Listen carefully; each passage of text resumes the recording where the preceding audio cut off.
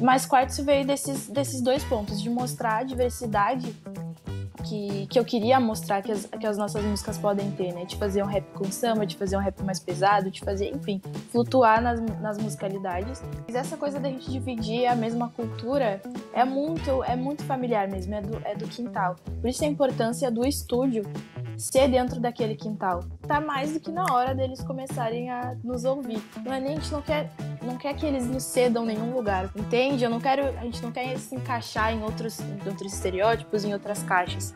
A gente quer a oportunidade de construir os nossos lugares, né? Está começando Vozes da Vez, com Fabiane Pereira. Oferecimento Natura Musical. Nos encontramos na música. Cristal, que alegria te reencontrar, mulher. Como é que você tá? Tô bem, tô ótima, trabalhando em novos projetos. Quero saber de tudo. Afinal de contas, a gente está no final de ano, aquela época que a gente faz um balanço, né, de como é que foi o nosso ano, o que a gente está projetando para 2024. Vou querer conversar sobre isso e sobre muito mais, porque eu já sei que você está preparando um disco novo e a gente tem muito assunto aí. É verdade, muita fofoca para botar em dia. E antes disso, vamos falar da Cristalzinha. Você sempre se interessou por poesia? Quando é que você percebeu que você gostava de poesia? Cara, eu acho que eu sempre gostei mesmo, assim, antes de saber, eu gostava de fazer jogo de palavras, de rimar. Eu fazia música para minha mãe, de Dia das Mães, fazia música do meio ambiente, de cachorro, de planta, toda hora eu tava escrevendo alguma coisa. Na época do Orkut, até minha mãe fez uma comunidade, Poemas da Cristal, que era só pra família ficar vendo ali o que eu tava aprontando. Então eu nem sei dizer o momento certo, mas acho que logo que eu comecei a escrever e ler bastante, eu comecei a criar os meus próprios textos. E quando é que você percebeu que dava para você colocar um beat em cima de um texto e isso se tornar música? Já era uma vontade minha, mas eu tinha uma certa insegurança também, né? Acho que sempre quando a gente se bota num movimento diferente, tem uma trava, né? E quem me ajudou a fazer isso se tornar possível foi o meu primo, MDN Beats, que hoje é meu produtor, meu DJ. Ele já produzia, já trabalhava com rap antes. E quando ele viu que eu tava super solta na arte, ele falou, pô, vamos botar essas poesias, esse potencial aí numa música. E foi aí que surgiu. Eu precisava só de um incentivo, assim. E a partir dali eu fui aprendendo ainda. Tô aprendendo muito a usar essa diversidade na música, né? Você tem 21 anos, você já vive de música? Hoje eu posso dizer que sim. E eu acho que, de certa forma, eu fui muito privilegiada por entender o que eu quero muito cedo. Então, eu já trabalhava com arte no ensino médio, né? Eu já tinha a experiência de fazer eventos em escolas, universidades, shows e tudo mais. E isso já me criou um chão para poder trabalhar com música, né? Então, muita coisa eu fui profissionalizando em pouco tempo, mas que foi muito importante assim para criar uma base de trabalho. Hoje eu posso dizer que eu trabalho com música, eu vivo para isso, é o que bota comida na minha mesa. Que legal. Ô, Cristal, e o seu primo, o MDN Beats, ele e você cresceram juntos, né? Você me contou da última vez que a gente conversou que vocês dividiam o mesmo quintal, assim. Eu queria saber que tipo de música, que tipo de acesso à cultura que você e seu primo tiveram nesse quintal que fizeram vocês dois quererem olhar para essa cultura e falar, pô, é disso que eu quero viver. Cara, então, a minha avó, ela tinha uma casa, né, que ficou pros filhos dela, pros meus tios. Então, uma casa... era a casa do meu bisavô. E é a casa da família. Tudo lá acontece, todos os encontros acontecem. E lá moram os meus dois tios, MDN Beats mora lá agora também. Teve um tempo que ele tava fora, em Salvador, morou em São Paulo. Quando ele voltou, a última vez que ele me viu, eu era criança, era tímida, não falava nada. Quando ele voltou, eu já era Cristal poeta do slam, então ele ficou chocado, né? Mas essa coisa da gente dividir a mesma cultura é muito familiar mesmo, é do quintal. Por isso a importância do estúdio ser dentro daquele quintal, né? Porque acho que as nossas referências estão muito próximas. Então, roda de samba sempre rola, um churrasco de família.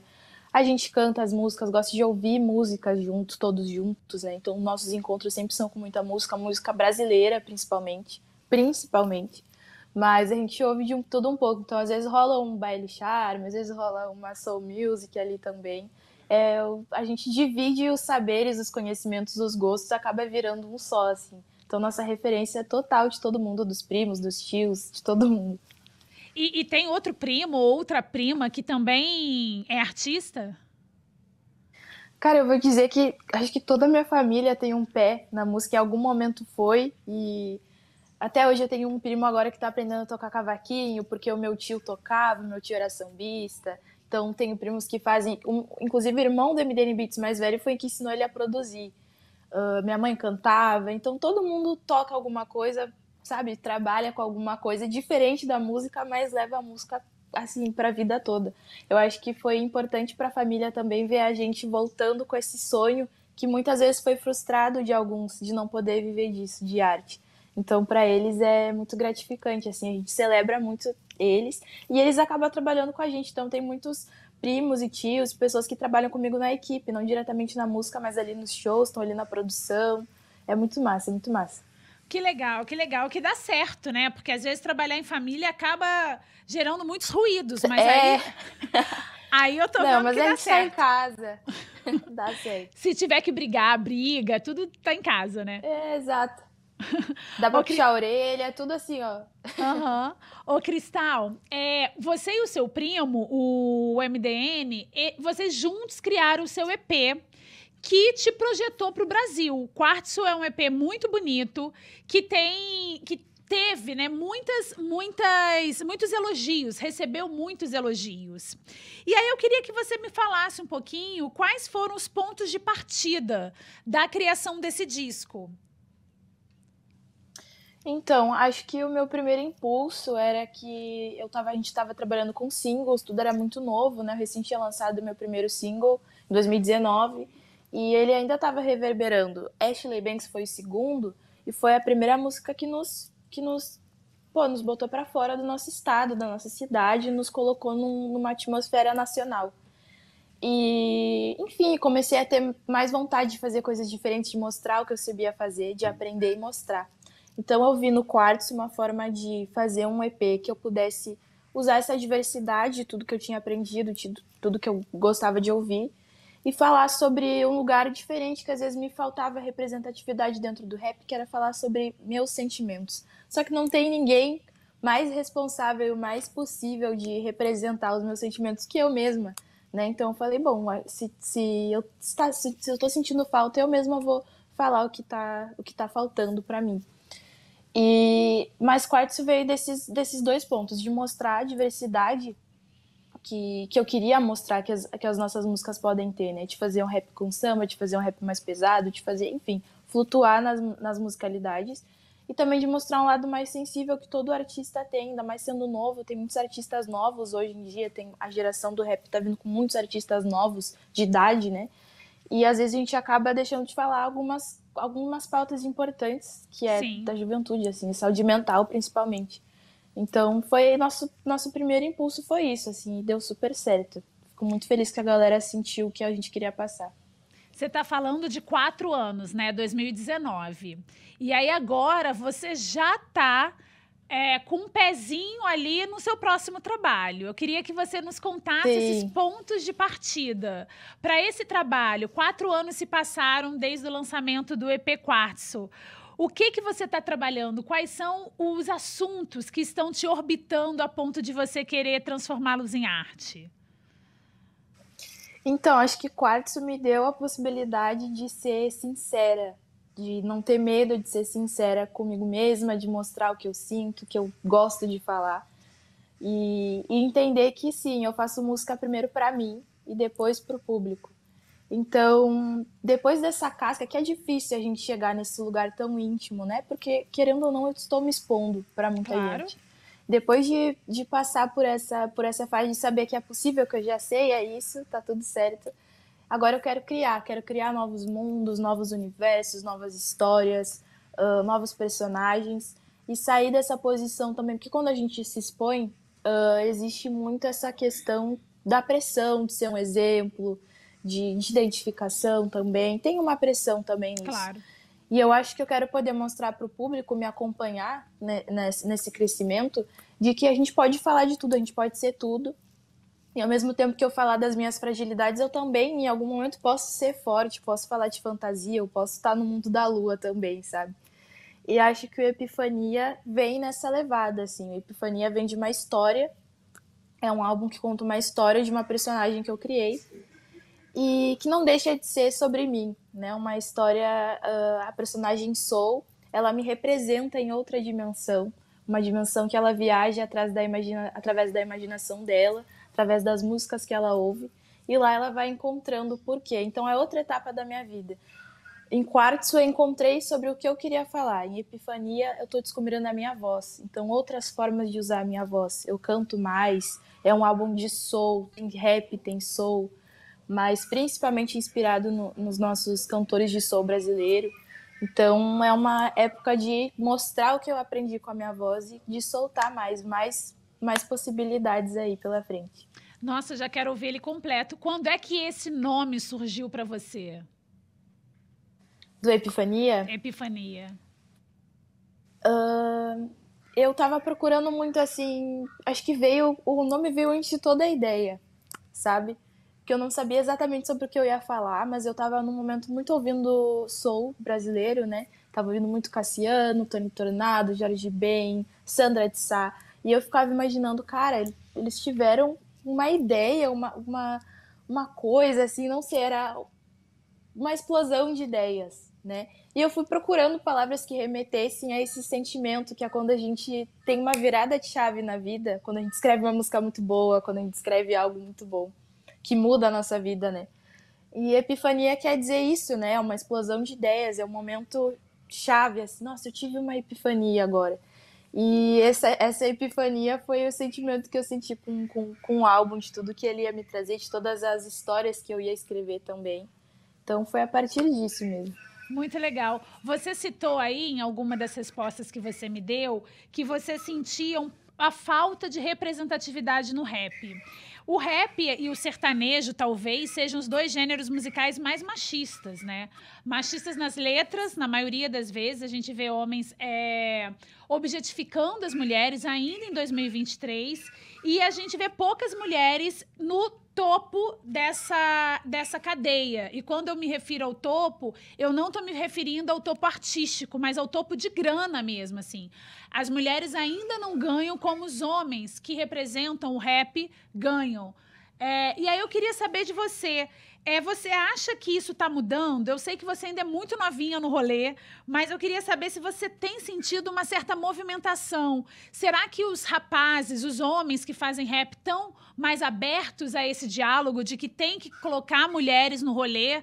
Como é que você está sentindo isso?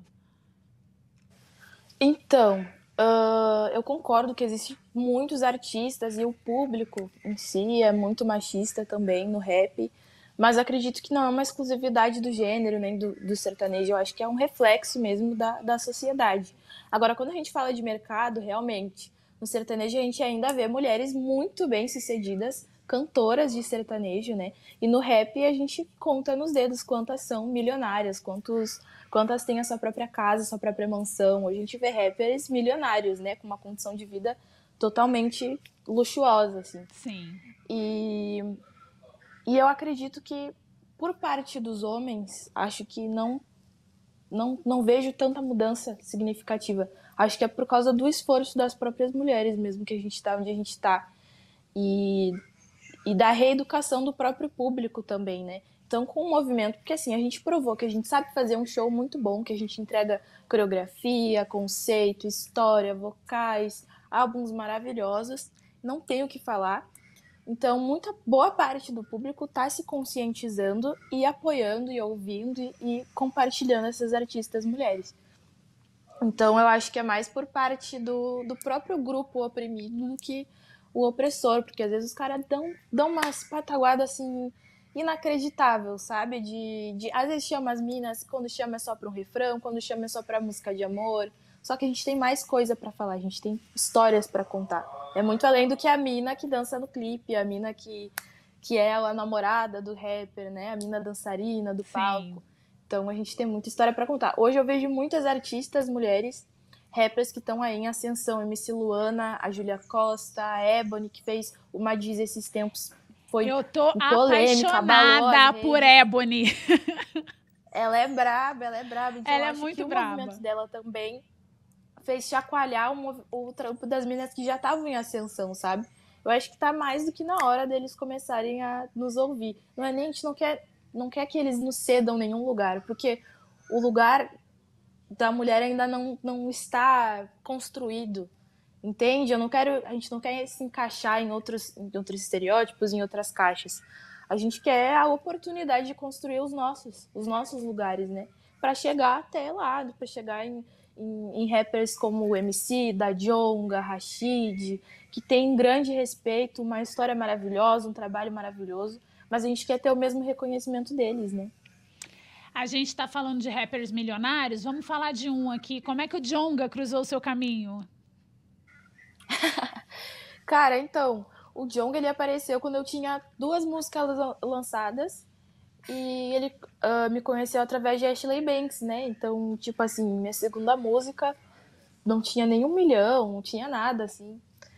E foi o que eu mais achei legal, ele já tava super em alta, assim. Ele tem uma coisa que quando ele lança álbuns, ele convida artistas independentes que não estão, às vezes, no radar. E eu me surpreendi quando ele me chamou para fazer parte do álbum, foi bem na época, assim. E ele apostou em mim, mesmo tendo 2 músicas lançadas. Tipo assim, ele confiou que eu ia dizer o que precisava ser dito, o que ele queria também que tivesse a ver com a música dele. Então, ele ouviu a Ashley Banks, postou no Instagram no dia, e meus amigos todos me mandando stories. Olha só, o Djonga ouvindo tua música. Eu, gente, como assim? Respondi ele no stories, ele me ligou uns dias depois, me convidando para fazer parte do álbum. E daí foi isso, assim. Parece até brincadeira de tão simples, tão rápido que foi, mas foi muito leve, porque foi muito verdadeiro. Sabe, eu acho que o jeito que ele me tratou, me recebeu minha mãe também, foi maravilhoso. E até hoje a gente mantém um contato, sempre que dá, a gente se fala, se vê. Agora teve um evento aqui em Porto Alegre, o Rap em Cena, ele estava aqui, a gente conseguiu trocar uma ideia também, se atualizar das notícias um dos outros. Então, ele, como outros artistas que eu conheci, viraram grandes amigos, assim. E são pessoas que estão sempre num lugar também de se preocupar, de me dar conselhos, de ter um respeito pelo meu trabalho. Isso eu admiro demais, sabe? O Djonga tem uma coisa que é muito interessante, ele entende a responsabilidade de fomentar a cena, né? Poucos rappers têm Exatamente. essa compreensão como o Djonga tem. Exatamente. Ele tem essa ideia de coletivo, né? Que tudo move quando a gente tá junto.